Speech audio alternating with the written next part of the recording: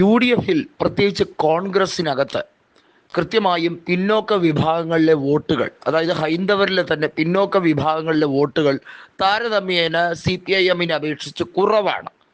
അവർക്ക് കൃത്യമായും ഓരോ മേഖല തിരിച്ചുള്ള കണക്കെടുക്കുമ്പോഴും അസംബ്ലി സീറ്റുകളുടെ കാര്യത്തിലായിരുന്നാലും OBC വിഭാഗങ്ങൾക്കിടയിലുള്ള സ്വാധീനം അത് കൃത്യമായി നോക്കിയാൽ ഈഴവ വിഭാഗങ്ങളിൽ നിന്നായിരുന്നാലും അതുപോലെ തന്നെ വിശ്വകർമ്മ വിഭാഗങ്ങളിൽ നിന്നായിരുന്നാലും കോൺഗ്രസിന് വോട്ട് ഷെയർ കുറയുന്നത് വളരെയധികം നഷ്ടങ്ങൾ ഉണ്ടാക്കുന്നു എന്ന് കൃത്യമായി മനസ്സിലാക്കിയതിൻ്റെ അടിസ്ഥാനത്തിൽ കുറേയധികം സീറ്റുകളിൽ സ്ഥാനാർത്ഥി നിർണയം ഉൾപ്പെടെയുള്ള കാര്യങ്ങളിൽ പുതിയ പരീക്ഷണങ്ങൾ നടത്താൻ നീങ്ങുകയാണ്.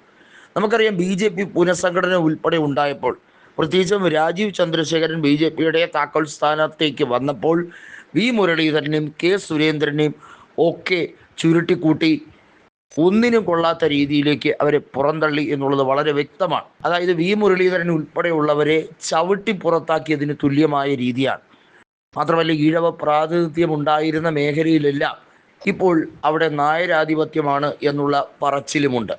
ചുരുക്കി പറഞ്ഞാൽ BJPയെ ഇപ്പോൾ പറയുന്നത് നായർ ജനതാ പാർട്ടി എന്ന രീതിയിലേക്കാണ്. നായർമാർക്ക് അതിപ്രസരമുള്ള പാർട്ടി തന്നെയാണ് BJP എങ്കിൽ പോലും അവരുടെ അജണ്ടകൾ ഇപ്പോൾ പരിപൂർണമായും കരയോഗത്തിൻ്റെ അജണ്ടയായി മാറിക്കഴിഞ്ഞിരിക്കുന്നു എന്നൊരു കരക്കമ്പിയാണ് ഇപ്പോൾ നാട്ടിൽ മുഴുവൻ പാട്ടായിരിക്കുന്നത്.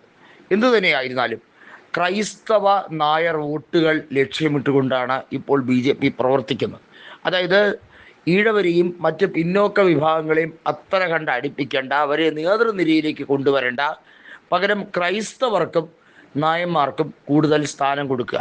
അനിൽ ആൻ്റണിയെയും ഷോൺ ജോർജിനെയും ഒക്കെ അതിൻ്റെ ഭാഗമായി ഉയർത്തിയതാണ്. ജോർജ് കുര്യനെ മന്ത്രിസ്ഥാനം കൊടുത്തു. ഇതൊക്കെ ക്രൈസ്തവ മേഖലകളിലേക്ക് വോട്ട് ഷെയർ വർദ്ധിപ്പിക്കാൻ വേണ്ടിയുള്ള ശക്തമായ നീക്കമാണ്.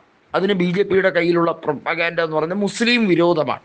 കേരളത്തിൽ മുസ്ലിം വിരോധം ചെലവാക്കാൻ കഴിയുമോ എന്നുള്ള പരീക്ഷണമാണ് തൃശ്ശൂരിൽ അവർ താൽക്കാലികമായി വിജയിപ്പിച്ചെടുത്തത്.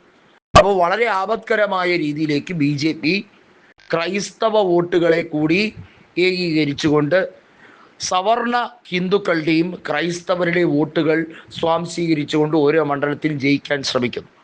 മാത്രമല്ല, അനുയായികളും അണികളുമായിട്ട് തമ്മിത്തല്ലാനും അതുപോലെ ജയ് വിളിക്കാനും കൊടി കെട്ടാനും വലിയ രീതിയിലുള്ള പ്രശ്നങ്ങൾ ഉണ്ടാക്കാനും അതിൽ കീഴാളന്മാരായിരുന്നാലും കീഴ്ജാതിക്കാരുടെ നിരവധിയായ പ്രതിനിധികളായിരുന്നാലും അവർ അടിമകളെപ്പോലെ പണിയെടുക്കും എന്ന് നേതാക്കന്മാർ വിശ്വസിച്ച് മുന്നോട്ട് പോവുകയാണ്. അതിനെതിരെയുള്ള നീക്കങ്ങളാണ് ഇപ്പോൾ വരുന്നത്. V മുരളീധരനും K സുരേന്ദ്രനും BJP വിടാൻ പോകുന്നു എന്ന ഒരു ധ്വനിയിലേക്കാണ് കാര്യങ്ങൾ പോകുന്നത്. V മുരളീധരനെ സംബന്ധിച്ചിടത്തോളം ആ പാർട്ടിയിൽ ഇനി തുടർന്നിട്ട് കാര്യമില്ല. കാരണം അത്രയേറെ അപമാനം സഹിച്ചു കഴിഞ്ഞിരിക്കുകയാണ്.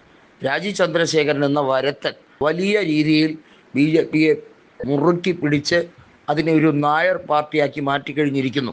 അതുകൊണ്ട് തന്നെ ഈഴവരായിട്ടുള്ള V മുരളീധരനും K സുരേന്ദ്രനും, എന്തിനധികം പറയുന്നു ശോഭാ സുരേന്ദ്രന് പോലും വലിയ സ്ഥാനം കൊടുക്കാതിരിക്കാനാണ് ഇപ്പോൾ ഇവിടെയുള്ള നായർ ലോബി ശ്രമിക്കുന്നതെന്ന് വളരെ വ്യക്തമായി മനസ്സിലാക്കാൻ കഴിയുന്നു.